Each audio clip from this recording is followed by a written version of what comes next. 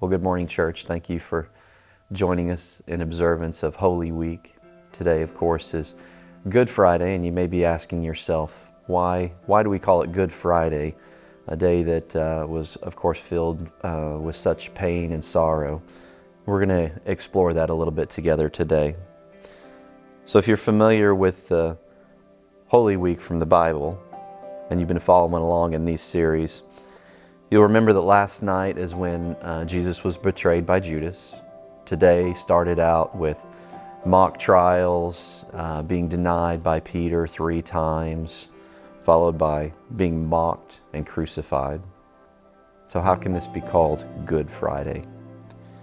To find the answer, let's start by looking in Matthew's account of the crucifixion, starting in chapter 25, verse 45. That says, "Now from the 6th hour there was darkness over all the land until the 9th hour. And about the 9th hour Jesus cried out with a loud voice, saying, Eli, Eli, lama sabachthani?" And that is, my God, why have you forsaken me?" This is the moment during the crucifixion when God's ultimate plan for humanity was accomplished. The sacrifice, the perfect sacrifice, was given. It's the only time in eternity when God the Son and God the Father were separated. We know that God is a holy God and He can't even look upon sin. For us to be right with Him, a sacrifice is required to pay for our sins. And before Jesus, of course, animal sacrifices were given. But this was never enough. It couldn't be, because we continually sin.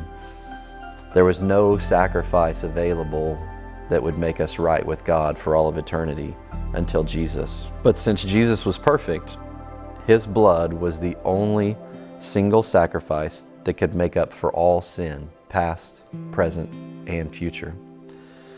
So He willingly went to the cross, not simply to put on sin like a garment, but He became our sin in that moment. And that's why God the Father had to turn away, and there was the separation. Jesus took on all of our sin and shame and paid the ultimate price once and for all. As evidence of this, the Bible records for us that the veil of the temple was torn in two. There's a lot to talk about just in that, but ultimately what that means is that our barrier to God no longer existed through Jesus' sacrifice. The story doesn't end there. What we know that the disciples didn't know at the time was Sunday was coming. Jesus would defeat death and the grave and complete the perfect payment for our sins when He rose again. This is why it's called Good Friday, because without Friday, Sunday wouldn't happen. But let's not pass by today too quickly. Let's spend some time today soaking in the fact that our God loved us so much that He gave His one and only Son, that whoever would believe in Him would not perish, but have everlasting life. It's the free gift that we only have to accept. We can do nothing to earn it. We can just accept the fact that God provided it for us through the crucifixion, the death, the burial, and the resurrection. So spend some time today reflecting on that, knowing that Sunday is coming, and it's why we can call it Good Friday. Please remember that we have a Good Friday service this Friday evening, starting at 7 o'clock. We'd love for you to join us and invite all who might want to come. Thank you.